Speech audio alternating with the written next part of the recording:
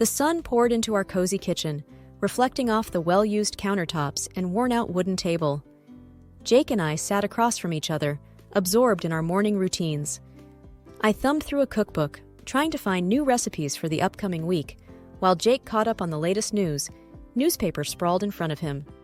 "You remember my work event next weekend?" I began, breaking the comfortable silence. "It's that big fundraiser, the one I've been talking about for weeks." Jake, looking up with a thoughtful expression, responded, "Ah, the annual gala, right? With all your colleagues and their fancy dresses and tuxedos?" I chuckled. "Exactly that one. It's important to me, Jake. It'd mean a lot if you came, and not just for a brief appearance." His eyes twinkled as he teased, "Trying to show off your successful, charming husband, are we?" I playfully swatted his arm. "Oh, hush. You know it's not like that. But yes, it's crucial for networking, and having you by my side would give me a confidence boost." He nodded, taking a bite of his toast. "I promise I'll be there, by your side, throughout. Besides, it gives me a chance to see you dressed up, and I never pass that up." We both laughed at that, knowing full well he loved any excuse to get dressed up himself. Just then, his phone buzzed, diverting his attention. He read a message and sighed audibly. "My car's stuck at the mechanics again. I thought they'd have fixed it by now. This is going to mess up my whole day." Seeing his frustration, I quickly offered, "Why don't you take my car? I don't have any major plans today. Just some cleaning and maybe catching up on a book." He looked up, clearly surprised. "Are you sure, Alex? I don't want to leave you stranded." I pushed my car keys towards him. "I've got 2 legs and a whole neighborhood of friends. If I really need to, I'll find a way. Plus, Mrs. Henderson next door owes me a favor. I helped her with her garden last week, remember?" He smiled, relief evident on his face. "Thanks, love. You always know how to make things work. I promise I'll fill up the tank as a thank you." I grinned. "And maybe grab some of that ice cream I love on your way back?" He winked. "Deal." This simple exchange, a routine part of our daily life, unknowingly sowed the seeds for the tempest that was about to hit our lives. As soon as Jake left with the car, I went on a cleaning spree. The house needed some sprucing up, and there's no time like the present. I cranked up the volume of our old radio, letting the upbeat tunes fill our home. From scrubbing the kitchen counters to vacuuming the living room rug, the hours seemed to melt away. In the midst of my cleaning, I realized I'd missed our little indoor plants that needed watering. While attending to them, I noticed the framed photos on our shelves, documenting our years together. From our first camping trip, where Jake tried to set up a tent and failed hilariously, to our family gatherings where both our families mingled as one. It felt surreal how much we'd built together over the years. As I was lost in memories, I felt a sudden wave of anxiety. Glancing at the wall clock, I noted the time. It had been hours since Jake left, and I hadn't heard a word from him. Pulling out my phone, I checked for missed calls or texts. Nothing. Just as I was crafting a message to him, my phone rang, the screen showing unknown caller. Taking a deep breath, I answered, "Hello? Is this Mrs. Alex Williams?" The voice, firm and unfamiliar, sent a chill down my spine. "It is. Who am I speaking to?" "This is Officer Mitchell from the City Police. I'm sorry to inform you there's been an accident involving a car registered in your name." My heart pounded loudly in my ears. "Jake, is he okay? Please tell me he's okay." "He's injured but conscious. You might want to come down here." I felt my knees weaken. "Where are you located? I'll be there immediately." The officer provided the location, trying to assure me it wasn't the worst-case scenario, but it did little to calm my racing mind. On the verge of tears, I rushed outside, desperately searching for a quick way to get to the crash site. Mrs. Henderson, the elderly lady next door and one of the kindest souls I knew, saw my distress. "Alex? What's wrong, dear?" "Jake. Accident. I need to get there," I blurted, the words coming out all jumbled. Mrs. Henderson didn't miss a beat. "My grandson's car is here. Take it. Go." "I can't thank you enough, Mrs. Henderson," I managed to say as she handed me the keys. "You bring that boy back safe and sound, and let me know if you need anything." I nodded. the weight of the situation hitting me as I headed towards the crash site, hoping and praying that everything would be all right. The accident scene was overwhelming. Traffic was diverted, emergency lights swirled, and curious onlookers whispered amongst themselves, their eyes locked on the site of the crash. As I parked and made my way towards the commotion, I tried to quell the panic that threatened to engulf me. A nearby officer noticed my distress. "Can I help you, ma'am?" "My husband, Jake Williams, he was in the accident," I stammered. He guided me through the crowd to where Jake was. Seeing him with paramedics, a cut on his forehead and an arm in a sling brought both relief and concern. He was okay, but he wasn't unscathed. "Jake!" I rushed to his side. He tried to smile, his face pale. "Hey, Alex, looks worse than it feels." I gently touched his cheek. "What happened?" Before Jake could answer, a man approached, extending his hand. "Hi, I'm Tom. It was my car that collided with yours." Shaking his hand hesitantly, I responded, "Are you okay?" "Just a few scratches, nothing serious. But I'm more concerned about your husband and the lady who was with him," Tom said, his eyes darting towards Jake. I looked at Jake, waiting for an explanation. "Who was she?" Jake sighed. "She's a colleague from work. We had a meeting, and I offered her a ride home since it was on the way." "Why haven't I heard about her before?" My voice betrayed a hint of suspicion. "It was just work. I didn't think to mention it. And with the car situation today, it just happened," Jake replied, trying to calm the brewing storm. Tom added, "She seemed pretty shaken up after the crash. She took off even before the paramedics arrived. Thought it was strange." This revelation added more questions than answers. I frowned. "Why would she run off?" Jake shrugged. "Maybe she panicked. I don't know." We all fell into an uncomfortable silence. The paramedics were preparing to transport Jake to the hospital for a more thorough checkup. As we prepared to leave, Tom, trying to make amends, said, "I'll take care of the insurance and all. I should have been more careful." I nodded, my mind preoccupied with the mystery passenger and what that meant for our relationship. As the ambulance started up, I made a silent vow to uncover the truth, no matter where it led. After ensuring Jake was settled in his hospital room, my thoughts shifted to the DVR in our car. It was a relatively new addition, a birthday gift from Jake after I'd mentioned wanting one. The irony that this device might shed light on Jake's recent actions wasn't lost on me. "I'll be back soon, Jake," I whispered, giving him a light kiss on the forehead. He seemed drowsy from the pain medication. "Where are you going?" he mumbled. "Just need to sort out some things related to the car. I'll be quick," I reassured him. Heading back to the accident site, the tow truck was already loading our battered vehicle. "Excuse me," I approached the driver. "I need to retrieve something from the car." He looked me over, likely identifying me from my earlier presence at the scene. "Sure, be quick." I nodded, opened the passenger side, and swiftly removed the DVR, hoping its contents remained intact. Back home, my hands trembled as I connected the device to our television. The first few clips were mundane, trips to the grocery store, a visit to my sister's house. But then I found the footage from earlier that day. It began innocently enough, Jake driving, occasionally switching radio stations.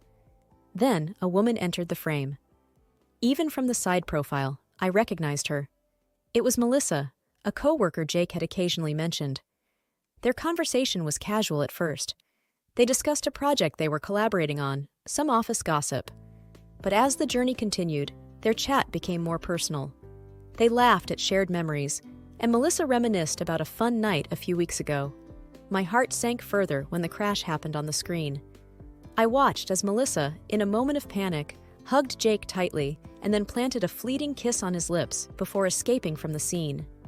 The weight of what I'd seen pressed down on me. Their relationship wasn't just professional. I felt betrayed, hurt, and unsure of what to do next. Taking a deep breath, I ejected the DVR and placed it in a drawer.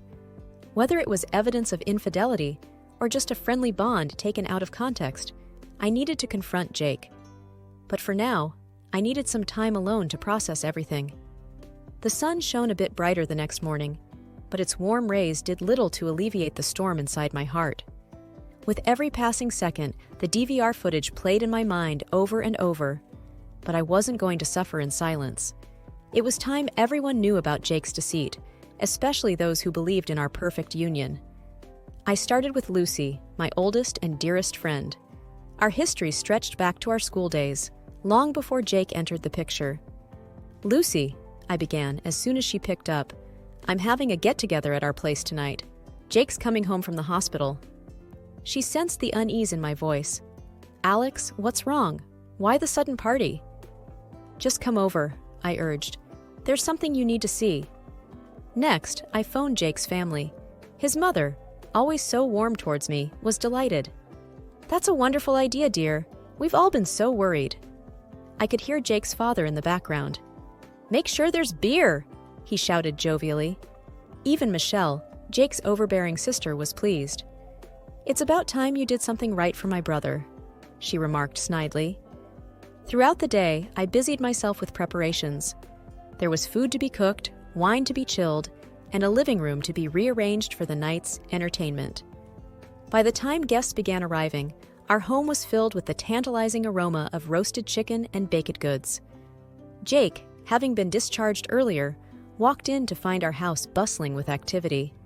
He looked surprised, yet pleased. "What's going on?" he asked, a small smile forming on his lips. I forced cheeriness into my voice. "Just a small gathering to let everyone see that you're all right." He leaned in, kissing my forehead. "You're full of surprises." Lucy, who had been watching from a distance, approached us.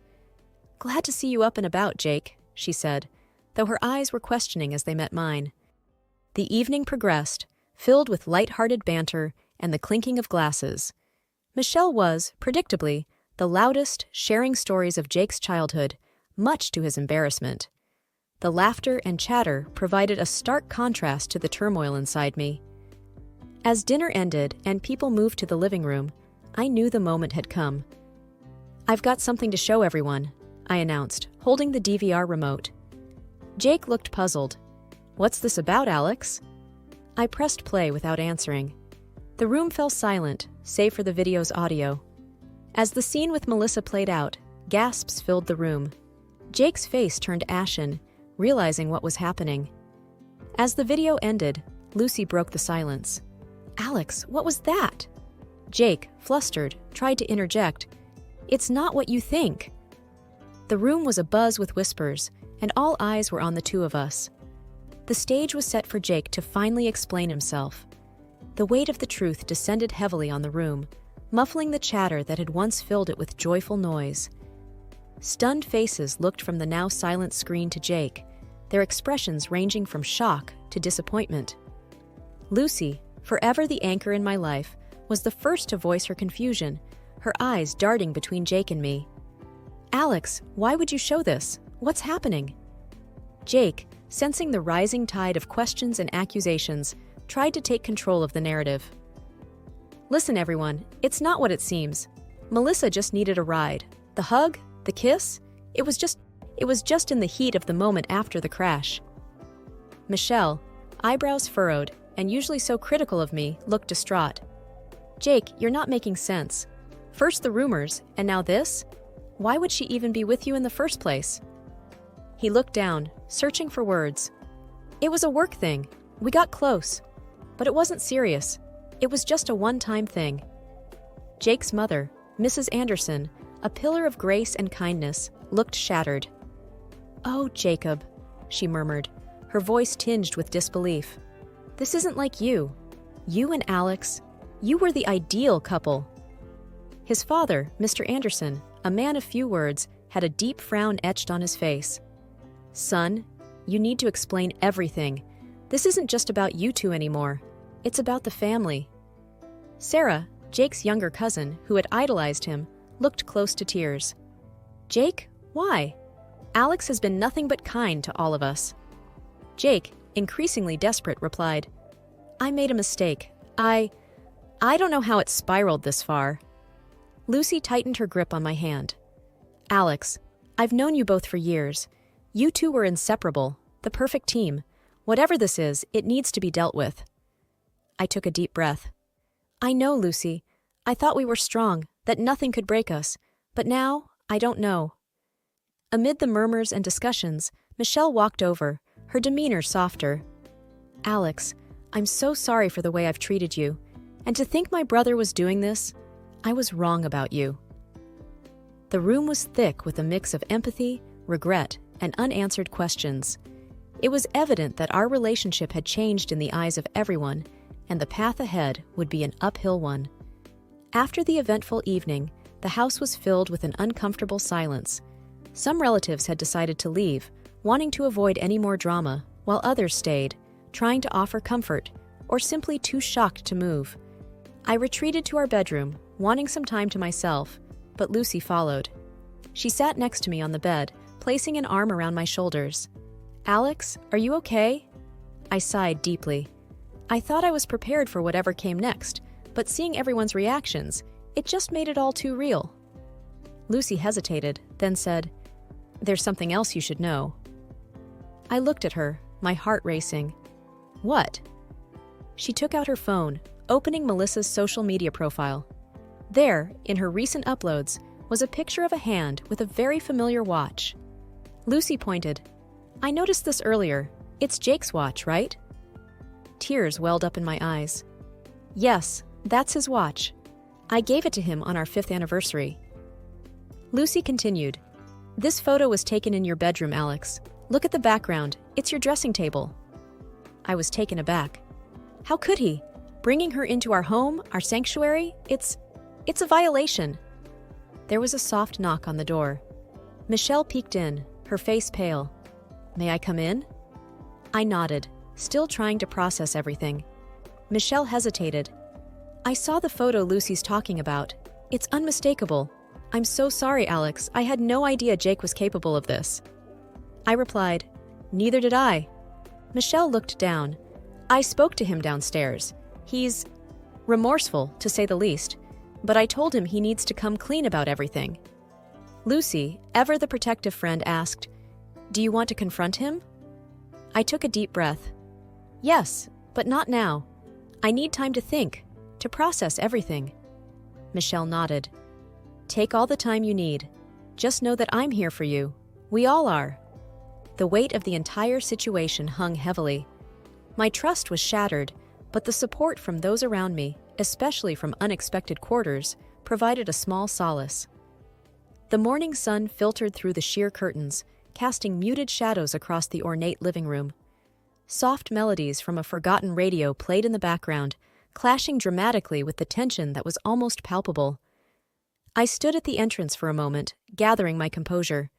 Jake was already there, fidgeting nervously, while Lucy and Michelle whispered in hushed tones at a corner. The chandelier above shone brilliantly, illuminating the room but failing to dispel the gloom. Drawing a deep breath, I broke the silence. Jake, I've had a restless night, but I need every single detail now. He looked up, his face pale, shadows underlining his guilt-ridden eyes. Alex, it's complicated, but you deserve to know. Lucy snorted derisively. Complicated? Cheating on your wife is complicated? Spare us the theatrics. Jake shot back, clearly agitated. Lucy, this is between me and Alex. Stay out of it. Michelle, always the peacemaker, stepped forward. We're all involved now, Jake, but let's keep this civil. I nodded. She's right. Start from the beginning, Jake. Rubbing his forehead, Jake began. A few months ago, with all the pressure at work, Melissa was the one person who understood what I was going through. We were just friends at first, but things spiraled out of control. Lucy, unable to contain her anger, exclaimed, And you thought bringing her to your home was a good idea? Where's your respect, Jake? Michelle sighed deeply. Lucy's right. That's just unforgivable. Jake, close to tears, responded, I regret it every single day, every moment. But Melissa, she has this pull. It's not an excuse, but I felt trapped. Lucy's voice dripped with sarcasm. Oh, the trapped card. Classic. I intervened. Enough, Lucy. Jake, was our marriage ever real to you? Jake's voice broke. It was, Alex. It is. I made a terrible, terrible mistake. I can't change the past, but I'd do anything for a chance at redemption. Michelle, her eyes moist, said, "Jake, some things once broken can't be mended. It's a hard truth." Lucy whispered, mostly to herself, "We thought you were different, but you proved us wrong." Facing Jake, I stated with finality, "I need to find happiness again. Away from all this. Away from you. I'm filing for divorce." Jake's plea was almost a whisper. "Alex, if there's even a shred of love left, please reconsider." But my mind was made up. This isn't about love anymore, Jake. It's about self-worth. Lucy and Michelle closed in, their support evident. As I moved towards the door, I threw one last glance at the life I was leaving behind, a chapter closing, and a new one waiting to unfold.